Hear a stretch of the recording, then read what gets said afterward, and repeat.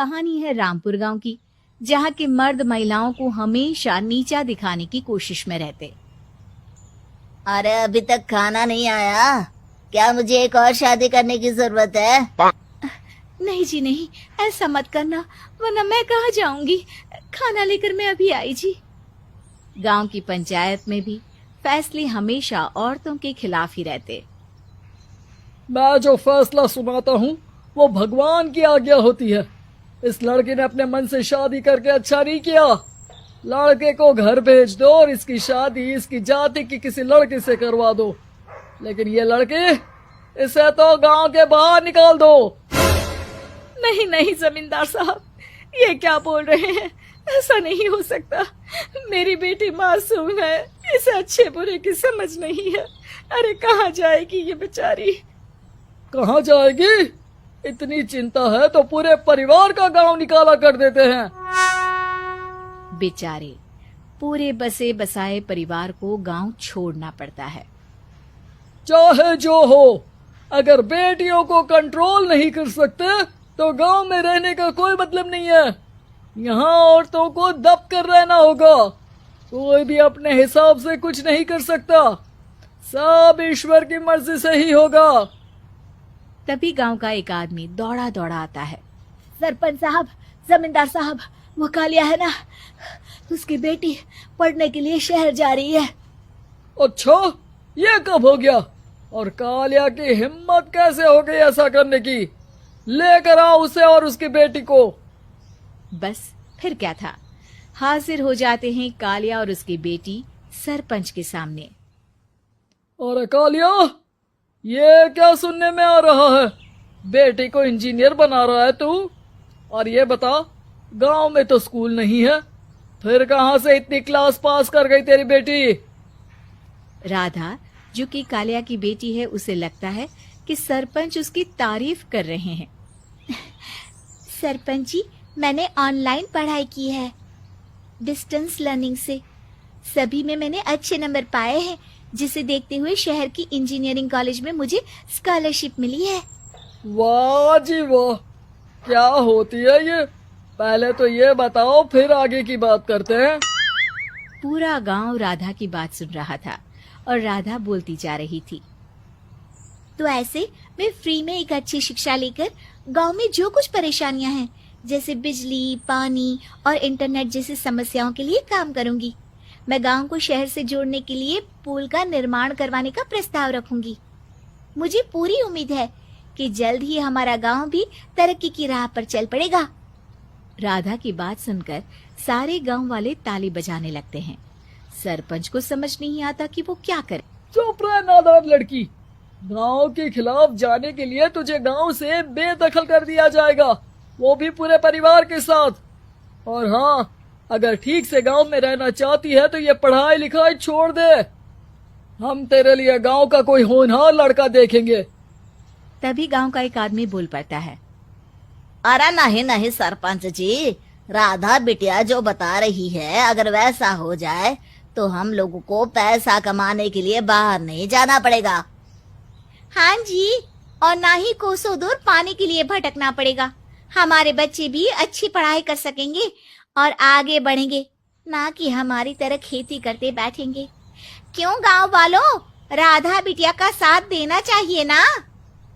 सरपंच देखता है कि गांव राधा के साथ है तो वो चुप हो जाता है। वो घर आकर अपने सलाहकार से बात करता है, जो बहुत ही चालाक किस्म का इंसान होता है। अरे सरपंच साहब, आपको बहुत ही होशियारी से काम लेना पड़ेगा। एक बार गांव तरक्की कर गया, यहाँ के बालक पढ़ लिए तो कोई ना पूछेगा आपको।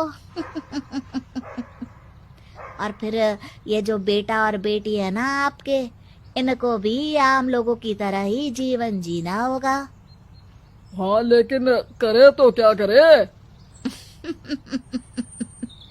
वो ना आप मुझ पर छोड़ दीजिए, बस मैं जैसा बोलूं करते जाइए।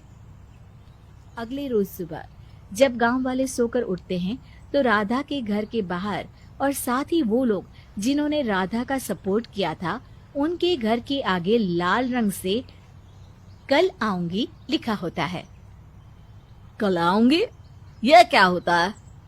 अरे यह तो खून से लिखा है, लगता है कोई भूत प्रेत या चुड़ैल का साया है।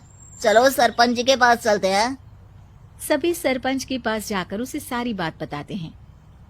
अरे ये तो बड़ी मुश्किल की बात है। चलो मैं एक बाबा को जानता हूँ, उन्हें बुला लेता हूँ। सरपंच बाबा को लेकर गांव के घर के बाहर जाता है। ओहो, तो ये वो चुड़ैल है जो उन लोगों को निशाना बनाते हैं जो गांव को बदलने का सपना देखते हैं। वो गांव को ऐसे ही संपन्न देखना चाहती है, वो नहीं चाहती कि कोई बाहरी यहाँ का कायाकल्प करे। क्या तुम लोगों में से किसी ने गांव को बदलने की सोच रखी है? तभी राधा की माँ रोते रोते आती है। मेरी राधा घर से गायब हो गई है। अरे कोई तो बचाओ, मेरी बच्ची कहाँ गई?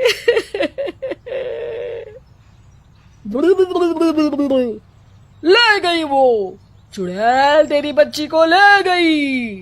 अब वो उसे श्रापित करके छोड़ेगी, उस पर चुड़ैल का साया हो जाएगा। तभी बुरी सी हालत में राधा भी वहां आ जाती है।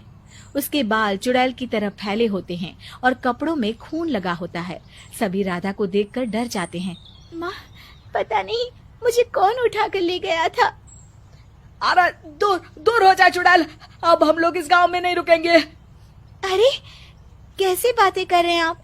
कल तो आप मेरे भरोसे गांव का हुलिया बदलने, अपने बच्चों को पढ़ाने और तरक्की उन्नति की बात कर रहे थे, तो आज क्या हो गया आपको?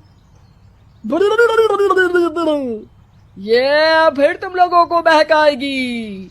ये चुड़ैल गांव में आ चुकी है, ऐसे ही ये तुम्हारे घर के बच्चों को भी ले जाएगी।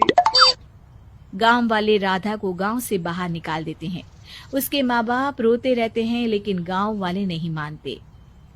मैं भी अपनी बहन के साथ गांव के बाहर रहूंगा, लेकिन वो पढ़ाई नहीं छोड़ेगी। वहीं सरपंच के घर पर सलाहकार कहता है। देखा, सांप भी मर गया और लाठी भी नहीं टूटी। लेकिन अगले ही दिन सरपंच के घर के बाहर भी वही शब्द लिखे होते हैं। और फिर सरपंच की बीवी कहती है, हमारी बेटी को किसी ने अगवा कर लिया है। तभी राधा का भाई वहां आ जाता है। अरे गांव वालों, मैंने सरपंच जी की बेटी को देखा था। वो चुड़ैल उसे उठाकर ले जा रही थी। अरे क्या मजाक कर रहे हो? नहीं नहीं सरपंच जी, आप नहीं जानते। वो चुड़ैल अब आपकी बेटी में आ जाएगी, जैसे राधा के अंदर आ गई थी। तभी सरपंच की बेटी वैसी ही हालत में वहां आती है जैसे राधा आई थी। पापा, पता नहीं कैसे मैं गायब हो गई थी। चुड़ैल, इसके अंदर भी चुड़ैल का साया है, मारो इसे। अरे नहीं नहीं, इसे भी राधा के पास गांव के बाहर ही भेज दो। अरे चुप रहो, मेरी बेटी कहीं नहीं जाएगी और चुड़ैल वुड़ैल कुछ नहीं होता है। अरे कैसे बात कर रहे हो सरपंच जी? आप तो बोल रहे थे कि आपका फैसला भगवान का ज्ञान होता है, तो अपने पर बात आई तो अब आप ऐसे बोल रहे हैं। अरे ना ना ना, आपको अपनी बेटी को त्यागना ही होगा। अरे बुलाओ बाबा को। राधा का भाई बाबा को ले आता है, जिसे अब गांव वालों के डर के कारण सच बोलना पड़ता है। मैं कोई बाबा नहीं हूँ, मैं तो मोची था। ये सलाहकार महोदय ने मुझे कहा था एक्टिंग करने को। अब वो मुझे पैसे देने वाले हैं। अब मुझे माफ कर दो। गलती हो गई, मुझे माफ कर दो। तभी वहां राधा आ जाती है। देखा सरपंच जी, जब गांव के बच्चे साक्षर होंगे तो आप जैसे लोगों की चालाकी नहीं चलेगी।